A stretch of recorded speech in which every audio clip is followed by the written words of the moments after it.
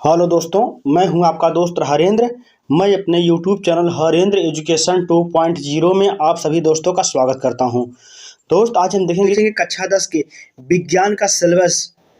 जीव विज्ञान, भौतिक विज्ञान और रसायन विज्ञान, तीनों विज्ञानों का सिलेबस यह कंप्लीट सिलेबस है। इसके साथ साथ दोस्त हम हिंदी का सिलेबस, गणित का सिलेबस और अन्य विषयों का सिलेबस आपके साथ साझा करेंगे। दोस्त, कक्षा 10 में पास तो सभी हो जाएंगे, अगर दम है तो टॉप करके दिखाओ।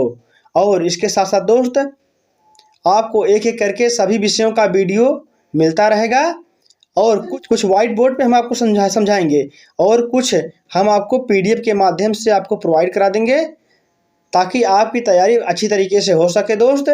और कक्षा 10 और 12 के जितने हमारे साथी हैं या अपने ग्रुप में अपने दोस्तों से इस वीडियो को शेयर कर देंगे ताकि अन्य लोगों को भी लाभ हो जाए।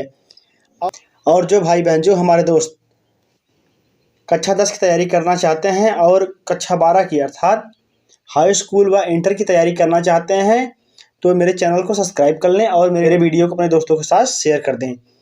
चलिए दोस्त, वीडियो को शुरू करते हैं कि कक्षा 10 के विज्ञान में क्या क्या पूछा जाता है और उसका सिलेबस क्या क्या है। दोस्त,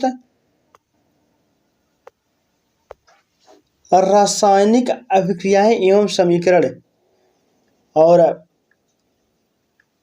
यह रसायन विज्ञान का पोर्शन है। दोस्त, रासायनिक अभिक्रियाएं क्या होती हैं, रासायनिक समीकरण क्या होता है, रासायनिक समीकरण को लिखना, संतुलित करना और रासायनिक समीकरण की कमियां क्या हैं और दैनिक जीवन में उपचयन के प्रभाव क्या होते हैं, संक्षारण क्या होता है।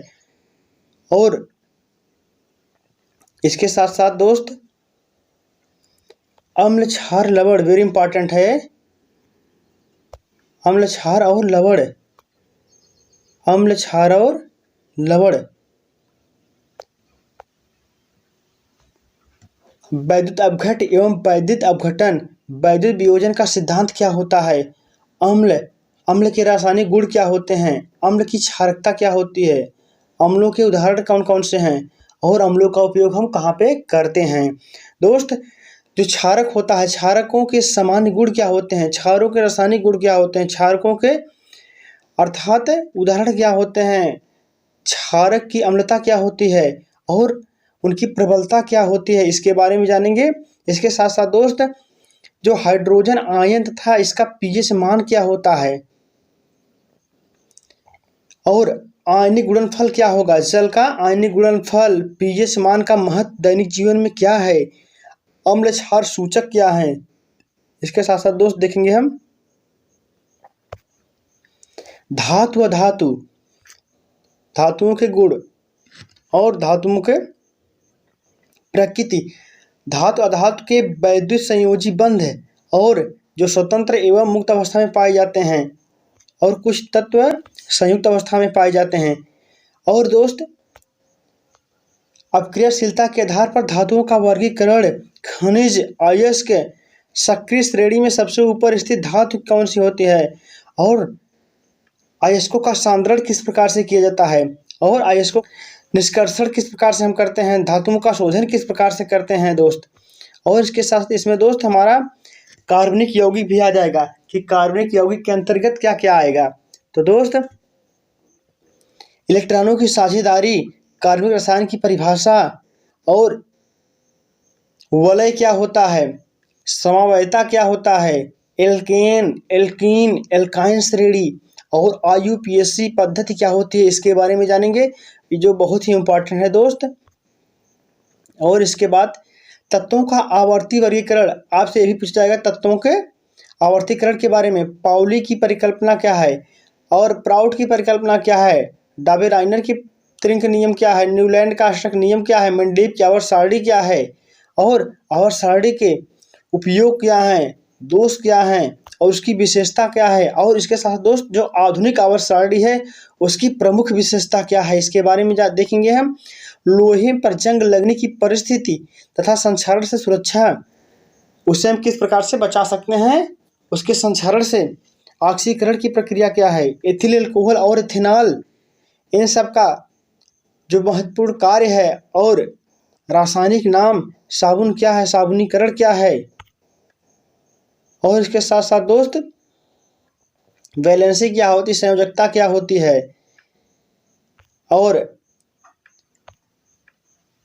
जैव प्रक्रम, जीव विज्ञान का पोर्शन में दोस्त पूछा जाएगा जैव प्रक्रम अर्थात लाइफ प्रोसेस में पूछा जाएगा सजीव निर्जीव, सजीव और निर्जीव, सजीव निर्जीव जैव प्रक्रम की प्रक्रियाएं अर्थात जीवन की प्रक्रियाएं क्या होती हैं, पोषण क्या है, पाचन क्या है, श्वसन, श्वसन की परिभाषा क्या होती है, परिवहन, रुधिर, ये सब क्या होते हैं, इन सब के बारे में आपको जानना है दोस्त। और इसके बाद रुधिर के कार्य क्या है, रुधिर परिसर के खोज कौन किए और कितने प्रकार के रुधिर के सेल पाए जाते हैं।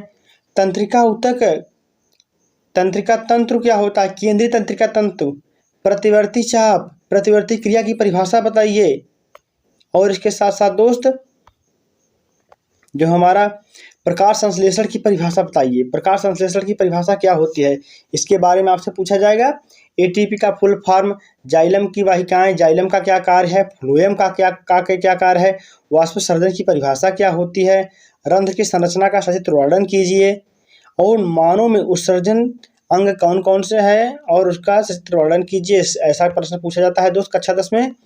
और इसके साथ साथ जंतु तथा पादप में रासायनिक समन्वय अर्थात जंतु तथा पादप में रासायनिक समन्वय किस प्रकार के होते हैं, पादप हार्मोन कौन कौन से होते हैं, उनकी विशेषता क्या है और इन हार्मोन का कृषि में उपयोग किस प्रकार है, अंतःस्रावी ग्रंथियां कौन कौन सी हैं। तो दोस्त पौधों एवं जंतुओं में जनन, पादपों में अलैंगिक जनन, लैंगिक जनन, पौधों में लैंगिक जनन, परागण क्या होता है, निषेचन क्या होता है, जो कि बहुत ही इंपॉर्टेंट है दोस्त।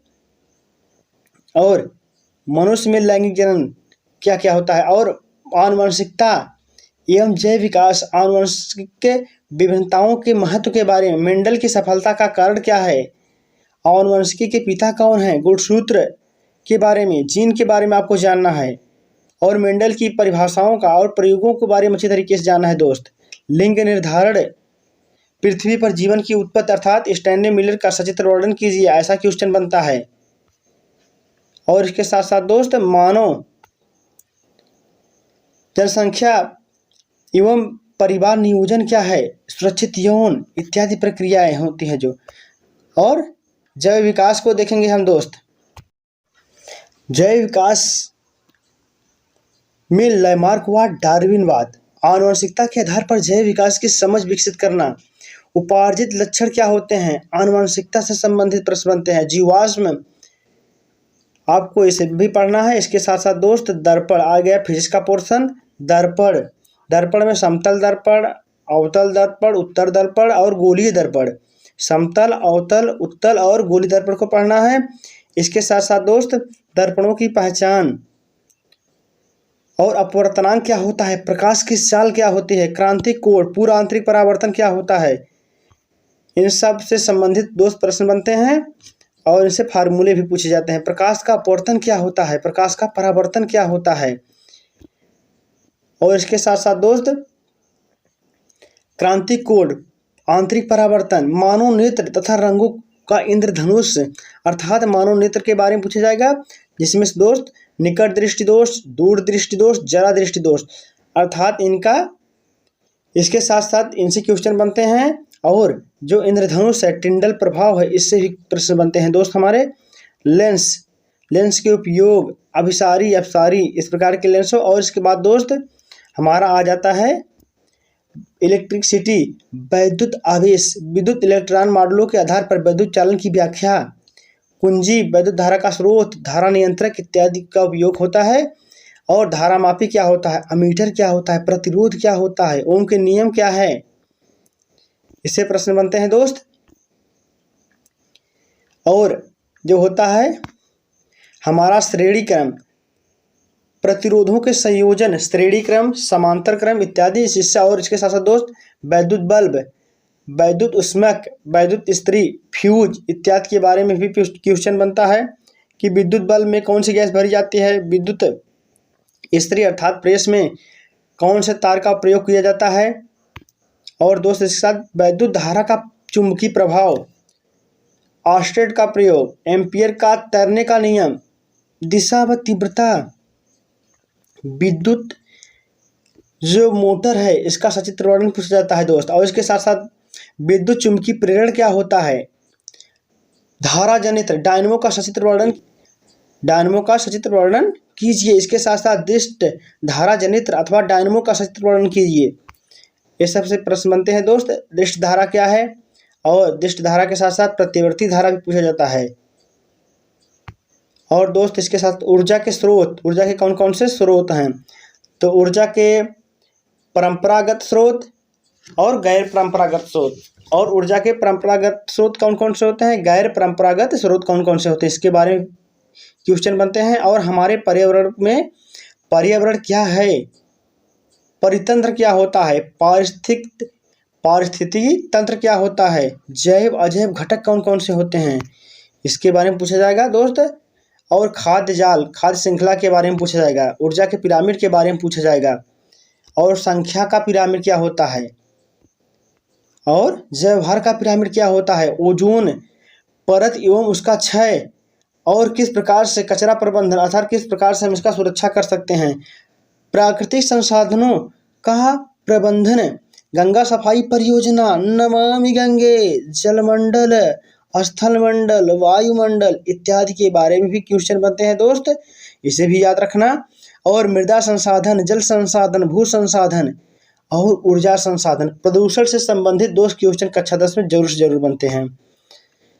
और इसके साथ साथ वन्य जीव संरक्षण, वन्य जंतु का संरक्षण किस प्रकार से किया जाता है, और जो विलुप्त जीव हैं उन्हें हम किस प्रकार से बचा सकते हैं जो विलुप्त के कगार पे हैं। और पर्यावरण मित्र कौन कौन से पौधे हैं और कौन कौन से लोग हैं जो पर्यावरण संरक्षण के लिए अपना महत्वपूर्ण योगदान दे रहे हैं। दोस्त कक्षा 10 के लिए यह विज्ञान का सिलेबस था। इस प्रकार से हम हिंदी, गणित और अन्य विषयों का सिलेबस आपके साथ शेयर करेंगे और सभी विषयों का एक एक करके आपको वीडियो प्रोवाइड कराते रहेंगे। दोस्त यह मेरा वीडियो कैसा लगा कमेंट करके ज़रूर बताइएगा। और जो भाई बहन जो मेरे दोस्त चैनल पे नए आए हैं चैनल को सब्सक्राइब कर लेंगे और वीडियो को अपने दोस्तों के साथ शेयर कर देंगे। दोस्त आज की वीडियो में इतना ही, मिलते हैं नेक्स्ट वीडियो में, तब तक के लिए जय हिंद, वंदे मातरम।